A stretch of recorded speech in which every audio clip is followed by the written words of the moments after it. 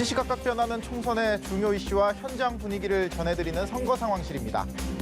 제21대 국회의원 선거의 후보자 등록이 오늘부터 시작됐습니다. 이번 선거의 최대 승부처인 서울 종로구에도 오늘 이낙연, 황교안 후보가 직접 후보자 등록을 했는데요. 두 후보자들의 출사표 들어보겠습니다. 진실한 마음으로 최선을 다하겠습니다. 국민들께서 겪으시는 고통을 공감하면서 어떻게 하면 하루라도 빨리 그 고통을 덜어드릴까 하는 데 집중해서 선거에 임하고자 합니다. 잘못된 정책도 바꾸고 잘못된 사람도 바꿔야 됩니다. 이번 총선을 통해서 그런 변화가 일어나고 이제 우리나라가 재도약할 수 있는 계기를 만들어야 한다고 생각합니다. 이렇게 후보자 등록은 시작이 됐는데 정치권은 아직까지도 공천 놓고 혼란 거듭하고 있습니다. 후보자 등록 하루 전인 어제 미래통합당은 갑자기 공천 확정했던 4개 지역구 공천 취소했습니다. 당 지도부인 최고위가 공천 심사한 공간위 결정 일방적으로 뒤엎은 건데 미래통합당 이거 벌써 3번째거든요. 공천 결정 손바닥 뒤집듯 자꾸 뒤집어 버리니까 당 안팎에서는 이거 호떡 공천이다, 막장 드라마다 뭐 이런 비판 나오고요. 이유도 잘 모르고 공천 기습 취소당한 후보들도 황당함 넘어 분통 터뜨리고 있습니다. 황교안 대표는 잘못된 공천 바로잡은 거라는데 측근인 민경욱 의원 공천도 살려내더니 원칙 흔들어가며 무리하게 자기 사람 씹는 거 아니냐, 이런 반발 목소리 심상치가 않습니다. 이렇게 흔들리는 당 수습하고 좀처럼 좁혀지지 않는 민주당과의 지지율 격차 좁히기 위해 황교안 대표 오늘 승부수를 던졌습니다. 김종인 전 장관 또 대표께서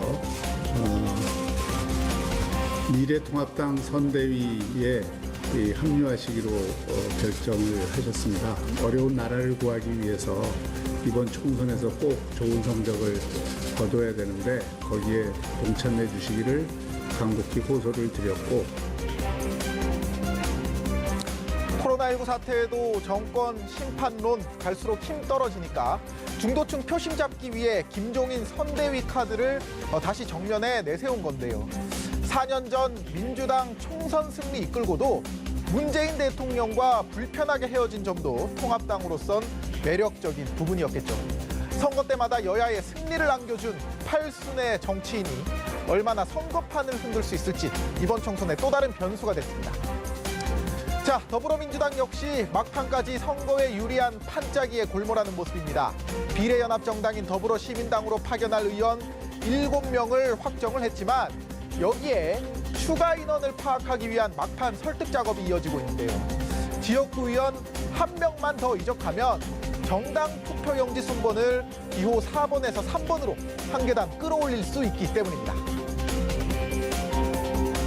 민주당 의원님도 제각기 상황이 허용되는 대로 최대한 더불어시민당을 지원해야 될 것을 간곡히 당부드렸습니다. 사실 민주당도 요즘 고민 많을 겁니다. 비례정당 안 만든다고 하더니 사실상 만들었죠. 의원 꺼주기 안 한다고 하고서는 또 하고 있습니다. 여기에 민주당이 공천 탈락시킨 몇몇 사람들이 모이더니 열린민주당 만들어 친문 표심 가져가고 있고요. 어제 정의당 청년 후보들이 이런 얘기했습니다. 조국 전 법무부 장관의 임명에 대해 단호한 입장을 밝히지 못했다. 선거법 개정할 때 민주당 협조 얻기 위해 조 전 장관 문제 눈 감았다는 반성이었습니다. 선거에서 무조건 이기면 된다는 생각, 지더라도 원칙을 지키는 정치 다시 볼 수는 없을까요? 지금까지 선거 상황실이었습니다.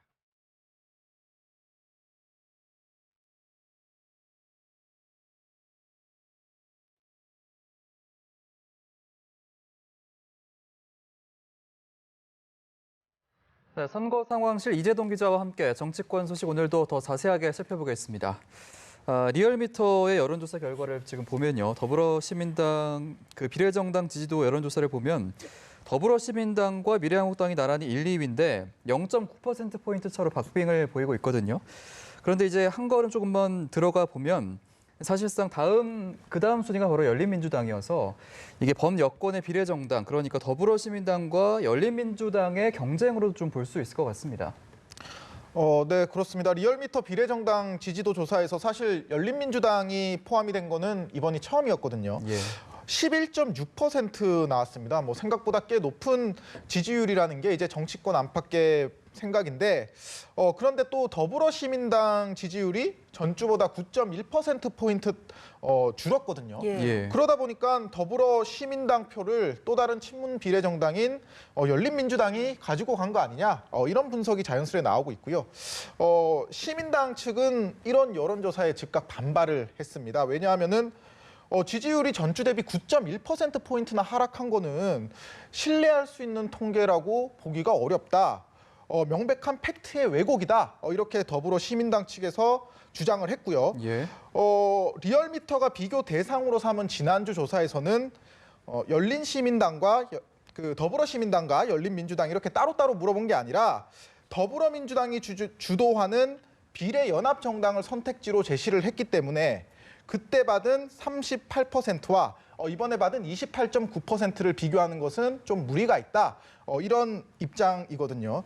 하지만 어쨌든 이게 친문 표심 갈리는 게 좀 분명해 보이는 게 이번에 응답층 가운데 그 민주당 지지한다는 응답층 가운데 더 시민당의 정당 투표를 하겠다는 응답이 58.4%였고 또 예. 열린민주당에 투표하겠다는 응답이 23%였거든요. 예. 그렇기 때문에 이것만 봐도 지금 표가 상당히 갈리고 있다는 것이고 이해찬 민주당 대표가 지금 열린 그 매일매일 이제 연일 더 시민당이 유일한 비례 정당이다. 더 시민 찍어달라 이렇게 호소를 하고 있는데 예. 그럼에도 그 좀 표 결집이 안 되는 것 같아요. 그러다 보니까 이제 더 시민당 진정한 경쟁 상대는 자유한국당이 아니라 열린민주당이다. 뭐 이런 시각도 좀 나오고 있는 것 같습니다. 예. 이렇게 범진보 대 범보수 이렇게 좀 진영 대결 양상이 뚜렷해지는데 여야가 총선 슬로건을 공개를 했습니다. 슬로건이라는 게 좀 짧고 강렬한 인상을 줘야 되는데 이번에 공개된 슬로건은 좀 어떻습니까? 네, 뭐 일단 이번 선거가 야당 심판 대 정권 심판 뭐 이런 지금 구도잖아요. 그렇기 네. 때문에 슬로건에도 이런 게 그대로 반영이 돼 있는 것 같은데 지금 화면으로도 나오고 있는데 더불어민주당 같은 경우에는 국민을 지킵니다. 더불어민주당 이렇게 나오고요. 예. 미래통합당은 힘내라 대한민국 바꿔야 산다. 뭐 이렇게 정했거든요. 예. 최근에 그 코로나19 사태 있었잖아요. 예. 아마 그 부분이 좀 반영이 된 것 같습니다. 집권 여당 같은 경우에는 코로나19 사태로 위기에 내몰린 국민들을 지키겠다. 뭐 이런 메시지고요. 여기에 대응해서 미래통합당 같은 경우에는 힘내라 대한민국 바꿔야 산다. 그러니까 뭐 그동안에 문재인 정권 3년에 대해서 좀 변화를 선택해달라 이런 의미를 담은 슬로건인 것 같습니다. 예, 알겠습니다. 과연 어떤 슬로건이 국민들의 마음을 사로잡을지 지켜봐야 될 것 같습니다. 지금 미래통합당 황교안 대표가 김종인 전 대표를 영입을 했는데 이게 4년 전에 당시에 이제 민주당 문재인 대표가 김 전 대표를 영입했던 상황이랑 좀 비슷한 상황이어서 과연 좀 이번에는 총선 결과에 좀 어떤 영향이 있을지 이 부분도 좀 짚어봐야 될 것 같습니다. 근데 뭐 김종인 전 대표 같은 경우에 19대 총선은 당시 새누리당에서 또 20대 총선은 민주당에서 총선 승리를 이끌었기 때문에 뭐 정치권 모두가 인정하는 백전노장이다 이렇게 볼 수가 있죠. 예. 또 거기다가 지난 총선에서 민주당을 지휘했기 때문에 그 통합당 입장에서는 경쟁자를 그만큼 잘 아는 수장이다 이렇게 볼 수도 있을 것 같습니다. 뭐 중도 표심을 잡을 수 있다, 외연 확장을 할 수 있다 이런 분석도 있는데요. 다만 지금 김종인 전 대표 영입이 너무 늦은 거 아니냐 이런 그 좀 우려들이 좀 있거든요. 예. 왜냐하면은 그 20대 총선 때 이제 김종인 전 대표가 민주당 승리로 이끌 수 있었던 배경 중에 하나가 뭐 지금 이해찬 대표라든지 이런 친노 그러니까 운동권 의원으로 꼽히는 현역 의원들 다 그때 컷오프 시켰거든요. 예. 좀 이런 점이 당시에 좀 승리 배경으로 분석이 되고 있는데 근데 지금은 이미 그 미래통합당 같은 경우에는 공천도 다 끝이 났고 네. 예. 정책 공약도 다 정해진 마당이기 때문에 그 뭐 김종인 전 대표의 이런 능력을 발휘할 수 있는 영역이 좀 한정돼 있는 거 아니냐 이런 분석이 있고요.